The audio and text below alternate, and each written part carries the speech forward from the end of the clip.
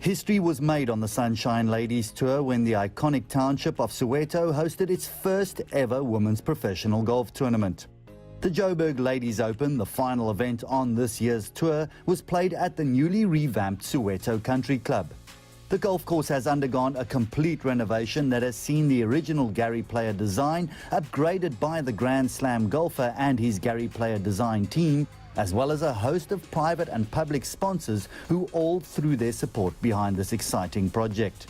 And it was now ready to welcome the finest professionals on the Sunshine Ladies Tour as the official start of a new era in this club's history. I am overly excited. First, to be in a position to host the Joburg Ladies Open in Soweto, the most historic township in South Africa. But it doesn't end there. We have young girls that come to this golf course almost every day. From 2:30, 3 when they're out of school, they come here, they come chip, putt. We have golfers that are actually teaching them the skill to play the game. So looking forward in years to come, I am looking at a possibility of a child from Soweto participating in this tournament hosted in their backyard. And for me, those are things that we need to be able to achieve for us to be able to say we are making a mark in growing women's golf in South Africa. And it was on this stage that Nobuhle Dlamini was set to make her mark as well. Picking up the action on day 2, Tseza Malik was once again pushing to become the second Indian champion on the tour this year. Malik was one shot off the lead starting the second round and was level par for her day playing the par 5 third hole. Thandi McCullum had 4 top 5 finishes coming into the Joburg Ladies Open and was 4 shots off the lead after day 1 and level par for her round playing the par 3 7th hole. Stacey Bregman teed off her second round 3 shots off the lead and still working through a shoulder injury that's kept her from playing her best golf this season.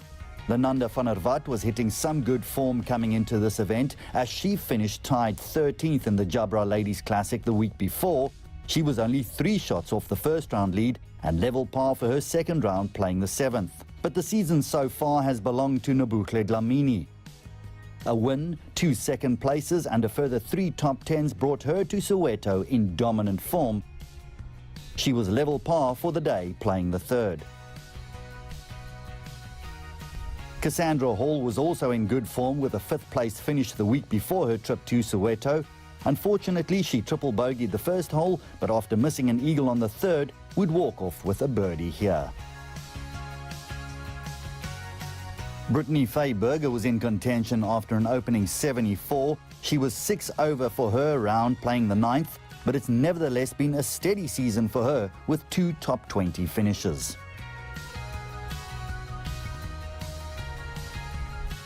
Dlamini arrived at the 9th at 2 over for her second round with back-to-back bogeys at hole 6 and 7, but still feeling like she was moving in the right direction.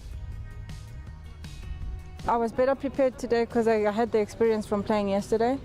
So I understood that, even if the pins are tucked away, open yourself up so that you've got more green to work with.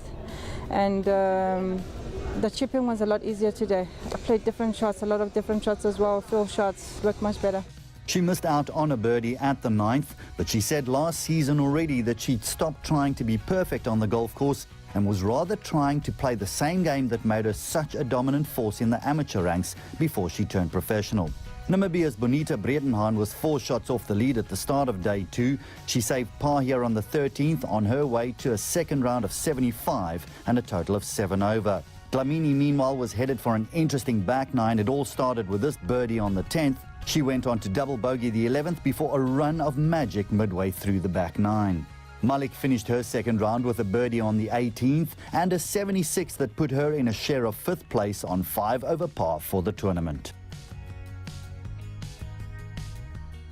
Dlamini's co-leader on day 1, Lejeanne Luthwaite, was also trying to keep herself in contention. This chip at the par 5 12th set her up for her first birdie of the second round. Bregman finished her second round on 6 over par and with a 75. It was a share of 7th going into the final day, but still a frustrating result for a golfer who sets extremely high standards. Dlamini parred the 12th before a run of 3 consecutive birdies from the 13th as she praised the condition of the golf course and well aware of the greater significance of this tournament. I think they've done an amazing job to develop this golf course and make it a championship golf course. It has done so much good for the people of Soweto, for the nation. I've got a lot of friends that come from Soweto. They have to travel from Soweto all the way to the nicer courses. Most of them can't afford, and I'm happy that they can actually come and play on their backyard. Great work indeed by the Sunshine Tour and its commissioner Selwyn Nathan, as well as the City of Joburg, Gary Player, the RNA, the PGA Tour and so many other sponsors and partners in bringing about the rebirth of this golf course. After 2 rounds, Nobuhle Dlamini led the field by 1 stroke on level par, Luthwaite and Hall amongst her nearest challengers. The sun was indeed shining on this new chapter in the history of Soweto Country Club. It's been one of the most significant projects in South African golf over the past few years, bringing together the entire industry in support of this transformation of not just a golf course, but a whole community. And at the top of the leaderboard, Nobuhle Dlamini was spearheading this change. Yolanda Duma, a former member of the South African Golf Development Board and Ernie Elson Fancourt Foundation, was having a good week as well at 6 shots off the lead going into the final round. Lejeanne Luthwaite was 1 shot behind Dlamini starting the final day, but things didn't go her way in the final round. Although she made birdie here at the 3rd, she went on to sign for an 84 to finish tied 13th on 13 over. Dlamini with a 1-stroke lead at the start of the round, and she missed her chance to make her first birdie of the day here at the 3rd, but she was still the one to catch. Thandi McCullum was set for a great final round. This was her at the 5th hole. She'd started very solid on the final day, playing par golf over these opening holes.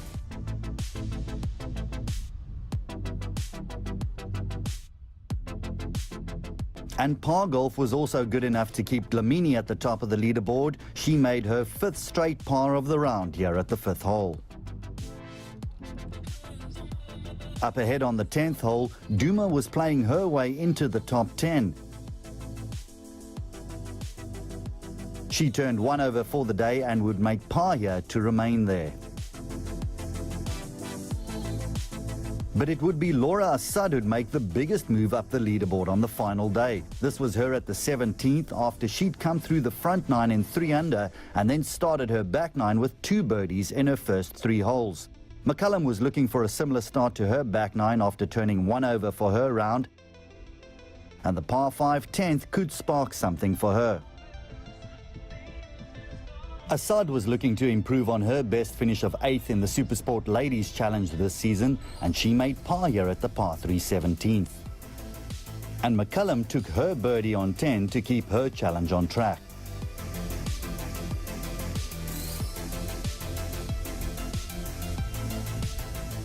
Assad meanwhile signed for a final round of 67 and a share of 4th place on 7 over par.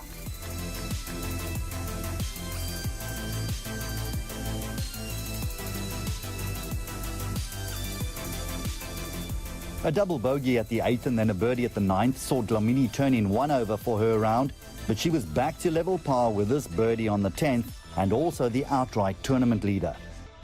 Duma was 1 over par for her final round, playing the 14th, and with this birdie she was back to level for the day and playing her way to a top finish for her this season, following her previous best of 18th in the South African Women's Masters.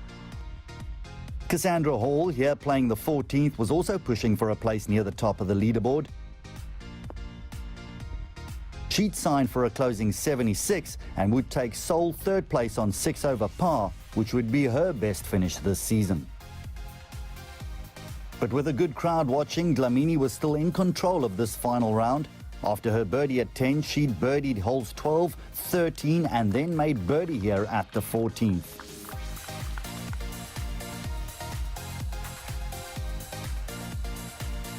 Ahead of her, it was a jostling for places behind the golfer from Eswatini, and with Monique Smith securing herself a share of 4th place as she closed with a 73 for a total of 7 over par.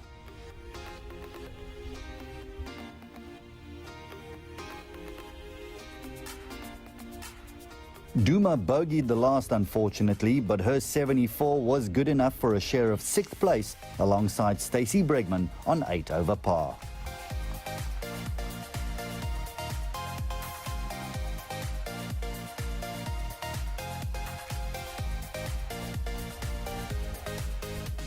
And Thandi McCullum took care of sole 2nd place with her final round of 70, finishing her week in Soweto on 2 over for the tournament.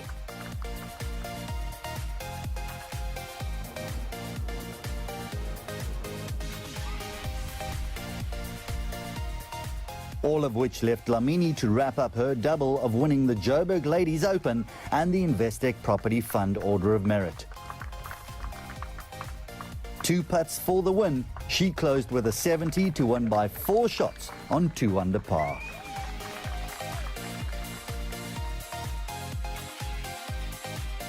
A tremendous victory by the most dominant golfer this season and just reward for the hard work she's put in.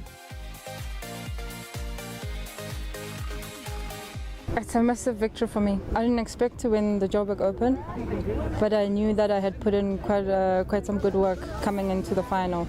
I understood I didn't have to win, but I got here and found the course challenging. I worked well around it the first 2 days, and I was still in good contention. So I thought, you know what, I'm going to keep doing what I'm doing, and I'm going to take it home if everything works out, if my game plan works out. And that's how the final Investec Property Fund Order of Merit looked at the end of another memorable Sunshine Ladies Tour season. An incredible season for Dlamini, but also one showing the great depth in South African women's golf, with the likes of Luthwaite, the Amateur Mystery and Hall making their presence felt. But perhaps most significant of all, an historic week as Soweto Country Club welcomes professional women's golf to this iconic township, which has itself contributed so much to the history of South African golf.